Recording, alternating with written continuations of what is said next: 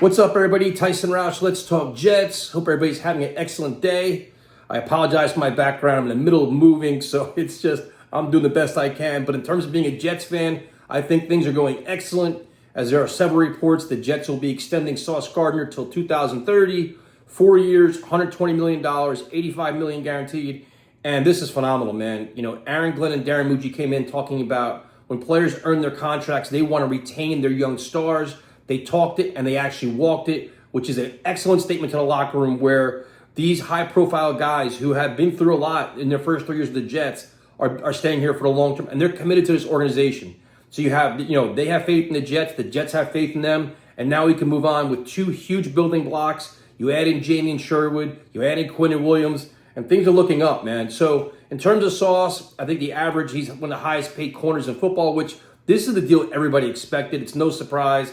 And in 2 years from now, he'll come at a discount where as the salary cap keeps rising and these contracts keep taking off, the money doesn't really matter to me. In terms of the player, he was a defensive rookie of the year. He two-time All-Pro. Last year was a down year where some people started to question him in terms of his effort, his tackling, not getting interceptions. But in me, it's like I have some faith, could be blind faith in Aaron Glenn to get the most out of Sauce Gardner and make him return to his All-Pro form with that level of accountability and discipline, and your return to your fundamentals pays a lot of dividends. And I think Sauce actually talked about himself where he said, after meeting with Steve Wilkes and Aaron Glenn, that there's a lot that he needs to work on, and he's willing to do that.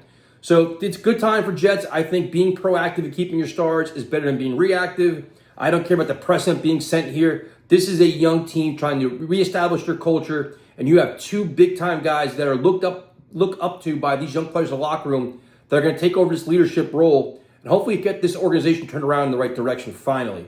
Now, people are going to ask about Jermaine Johnson and Breece Hall. To me, it's step by step. If I had to make an honest prediction, I think the next guy could be Quincy Williams. Gets probably a little bit of a kind of like maybe a 1 or 2 year extension because it seems like they want him to be one of their leaders on defense. But other than that, man, I'm excited, dude. Good moves, solid moves. No distractions going into training camp. No rumors, no leaks. The players are announcing the contracts. So a lot of things are getting cleaned up in Florham Park. Now let's get in the training camp and have some fun. Talk to you guys later.